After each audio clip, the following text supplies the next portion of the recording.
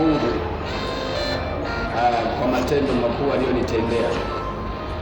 Ilikuwa wiki hii ambayo inaisha leo, nilikuwa na kazi hapa kanisani ya kutengeneza madhabahu, lakini bado nilikuwa na kazi zangu mimi mwenyewe. Nikawa nawaza niende kwenye kazi zangu au niende kwenye kazi ya Mungu. Wakati huo ndani nazungumzishwa, naambiwa ungeenda tu kwenye kazi zako, maana hata kodi ya nyumba si tarehe imeisha. Lakini nikasema hapana, sasa ninaenda kumtumikia Mungu, kuifanya hiyo kazi, na hizi kazi nitaweka watu, wakikosa basi nitaziacha. Bwana Yesu asifiwe sana. Namshukuru Mungu. Yaani nitaweka kazi zako, kazi gani? Mimi ni fundi kunyoa nywele, kazi gani? Hata kuimba nao watafikiria kazi. Sasa lazima tujue unafanya kazi gani hapa mjini. Mimi ni fundi wa kuwezeka na kupaua.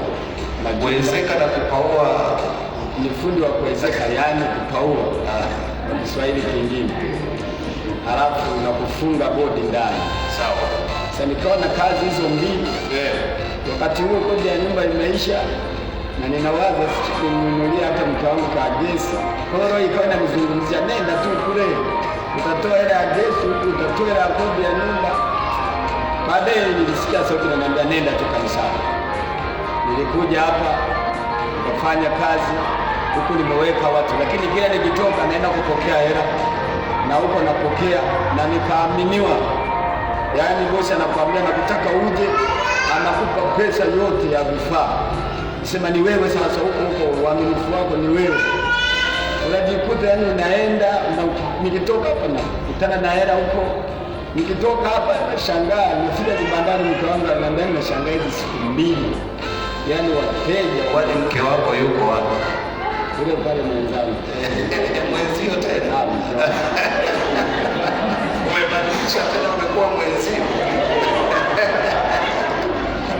Sasa mke wa huyo bwana situmuone, maana amegeuza tena. Uliposema mke amesema mwenzie. Jamani, makofi kwa mwenzie na huyo bwana. Au naokopa niliposema Alliance wengine ni shida kutambulisha watu wao. Si unaona mnafahamu sasa, yeye kweli lazima awe mke, maana anakuwa mfupi kidogo. Sasa jamani, tuwachapie makofi, wanapendeza na wako na ujasiri katika Bwana. Akaniambia mke wangu, nashangaa hizi siku, yaani ninaona pesa inaingia, simu zinaingia, watu wa kutoa na kutuma na pesa pale ndio mkoa wewe. Matokeo yake sasa wiki imekuwa ya kuingiza pesa tu, na nimelipa kodi ya nyumba, yaani natoka hapa naenda kuchukua hela kwingine, naenda kulipa kodi ya nyumba. Wakati huo mke wangu naye anasema sadaka ya kwenda kusimama na mtu wa Mungu. Nikasema usitoe huko, Yesu ataleta vingine. Nilikuta inapatikana kwingine, kodi ya nyumba kwingine, na jana sasa na mshahara umeingia mwisho wa mwezi. Ongeza makofi kwa Yesu. Afya ya uchumi lazima ikae vizuri.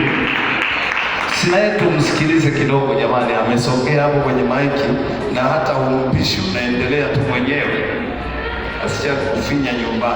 Bwana Yesu asifiwe. Amina. Kwa kweli namshukuru Mungu, wiki inayoisha leo tumemwona kwa kweli kwenye biashara yetu. Tunaona Mungu akifungua milango, akileta pesa. Hiyo umesema vizuri. Mimi nilikuwa nasubiria hapo useme biashara yako. Ndio nilikuwa nasubiria hapo. Ila usisema yetu. Na hapo umepona. Ndio nilikuwa nimenyamaza hapa nisikie unasema namshukuru Mungu kwenye biashara yangu. Maana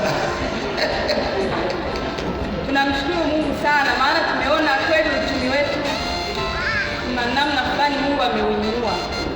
Tunamshukuru Mungu sana kwa hiyo. Amina, makofi kwa Yesu.